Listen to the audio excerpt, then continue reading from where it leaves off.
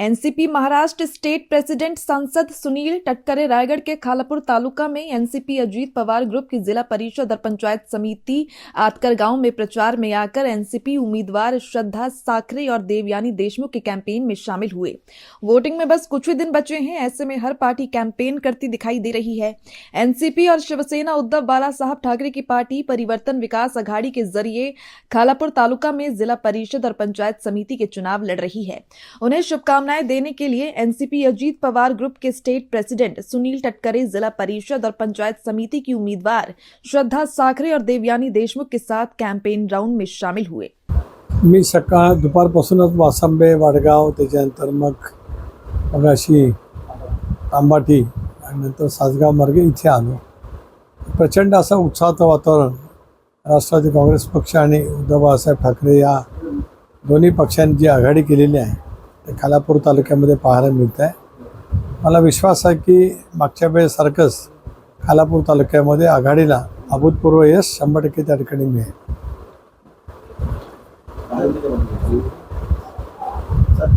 महायुती एकीकडे विजय झालेली आहे आणि एकीकडे आपण परिवर्तन विकासाकडे माध्यमातून लढतो। ही लढाई देखील कशा प्रकारे नगरपालिका बघायला मिळली तशीच लढाई आता बघायला मिळते। हे कसं आहे की नगरपालिकेच्या निवडणुकीचं परिमाण वेगळं असतं, जिल्हा परिषद पंचायत समितीच्या निवडणुकीचं परिमाण वेगळं राहतं। खरं आहे की महायुती म्हणून राज्याच्या सरकारमध्ये राष्ट्रवादी काँग्रेस पक्ष एक महत्त्वाचा घटक पक्ष आहे, परंतु आपण राज्यभरामध्ये पाहिलं मधल्या कालावधीमध्ये नगरपालिका नगरपंचायती महानगरपालिकेच्या निवडणुका झाल्या त्यावेळेला तिन्ही प्रमुख पक्ष भारतीय जनता पक्ष असेल, राष्ट्रवादी असेल, शिवसेना असेल हे फार कमी ठिकाणी एकत्रित लढले।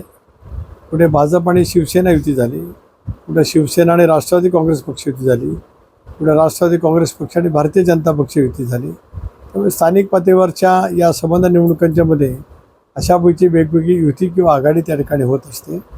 इथे मी तुम्हाला निर्विवादपणाने जे काही चित्र आज मी पाहिलेलं आहे हे पाहिल्याच्या नंतर यावेळेला परिवर्तन आघाडी ही कर्जत खालापूरमध्ये 100% चांगलं यश मिळवेल।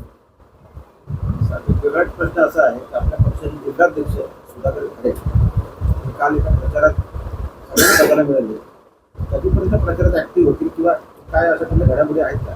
न्यायालयीन प्रक्रियेचा तो भाग असल्यामुळे त्याच्यावरती मी काही अधिक भाष्य करणार नाही। योग्य वेळेला काळाच्या उदरात त्याची उत्तरं मिळत असतात। पक्ष म्हणून राष्ट्रवादी काँग्रेस पक्ष म्हणून ज्या निर्धाराने पक्षाच्या वाढीसाठी सुधाकर खारे यांनी काम केले, जनमानसामध्ये त्यांनी त्यांची प्रतिभा कष्टाने मेहनतीने प्रतिकूल परिस्थितीमध्ये उभी केलेली आहे। त्यामुळे या निवडणुकीमध्ये त्यांचं पाठबळ पक्षाच्या उमेदवारांना निवडून आणण्यासाठी प्रचंड प्रमाणावरती उपयुक्त ठरेल।